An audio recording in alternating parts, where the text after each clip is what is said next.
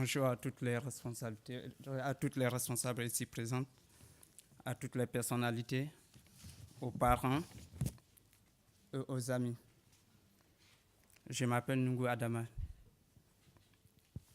Je vous remercie de nous accueillir ici et nous permettre de nous exprimer. Le message que je porte est un message des jeunes mineurs non accompagnés. C'est un cri de cœur et je vous prie de bien le recevoir avec tous vos sens.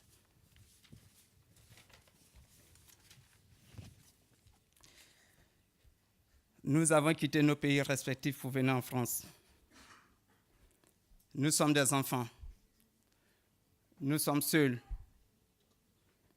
Nous sommes ce qu'on appelle des mineurs isolés, étrangers. Cette expression nous dérange. Elle est discriminatoire. Le mot étranger nous différencie des autres enfants en France. Le mot isolé, l'expression isolé, témoigne de l'absence de reconnaissance à laquelle nous faisons face. Pas de droit à l'éducation, pas de droit à la santé, sans faire face à de longues et épuisantes procédures. L'expression mineur non accompagné est plus réaliste.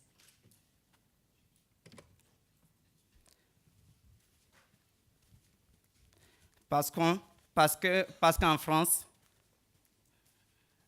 parce qu'un mineur non accompagné pourrait être français, parce qu'on en retient, c'est la solitude.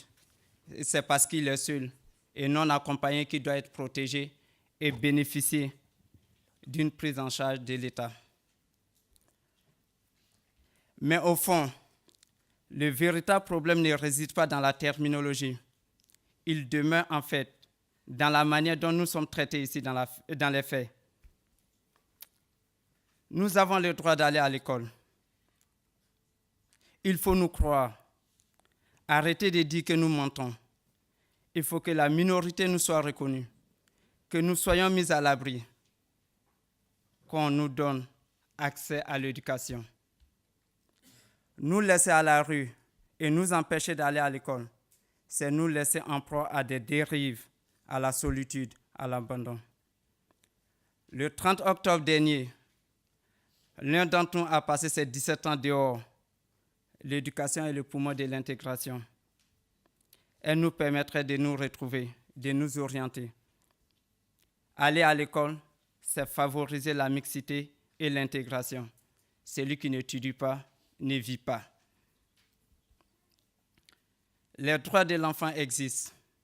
Ils sont inscrits dans la Convention internationale des droits de l'enfant. L'État français se doit de veiller à la bonne application des lois et à la protection de ces droits. Pourtant, même ceux qui ont été reconnus mineurs par le département n'ont pas toujours la possibilité d'aller à l'école. L'ASE dit nous chercher des lycées. Pourtant, depuis le mois de septembre, certains d'entre nous attendent toujours. Quand nous voudrions faire des filières générales, on nous propose à opter pour des filières professionnelles et des CAP pour ne pas se retrouver à la rue au jour de nos 18 ans et pour obtenir des papiers plus facilement. Nous ne savons plus quoi faire. Nous sommes perdus. Certaines associations nous proposent des cours de français, mathématiques, des activités, des sorties culturelles. Toutefois, ça ne remplace pas l'école. Des personnes touchées par notre situation veulent nous aider en nous logeant ou en nous scolarisant. Cependant, elles finissent découragées par les entraves de procédure. À vous qui prenez des décisions, prenez nos doléances en considération. Vous devez de respecter nos droits. Pendant la période d'attente du recours, il faut que nous soyons mis à l'abri, que nous ayons accès à une nourriture décente, à des titres de transport, à la scolarisation. Les recours durent entre 6 et 8 mois. Et pendant ce temps, nous nous retrouvons dans un vide où nous ne sommes ni mineurs ni majeurs. Les majeurs ont accès au 115, mais pour nous, aucun numéro vert n'est mis à disposition. Nous arrivons dans un pays que nous ne connaissons pas. Nous sommes des enfants et nous sommes livrés à nous-mêmes. Nous pouvons attendre plusieurs jours avant de rencontrer quelqu'un qui nous oriente vers les demi. Beaucoup de Français n'ont pas connaissance de notre situation.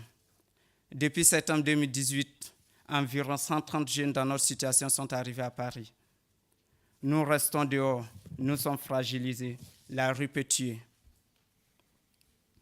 Aujourd'hui, nous n'avons pas tous la chance d'être là parmi vous, car d'autres parmi nous ne possèdent pas des pièces d'identité, des papiers d'identité pour entrer à l'Assemblée nationale.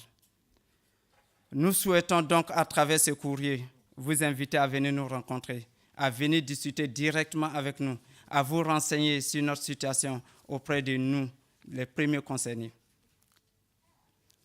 Nous avons un droit fondamental à l'éducation et il est de votre devoir de le faire respecter. Signé Abdoulaye en France depuis 1 an, Abdourazak en France depuis 2 mois, Adama en France depuis 3 ans, Adama en France depuis 7 mois, Mamadou en France depuis 3 mois, encore un autre Mamadou en France depuis 2 mois, Michel en France depuis 10 mois, Mohamed en France depuis 1 an, Stéphane en France depuis 3 mois, Chita en France depuis 1 an, Tito en France depuis 1 an et 11 mois, Youssouf en France depuis 8 mois. Je vous remercie. Merci.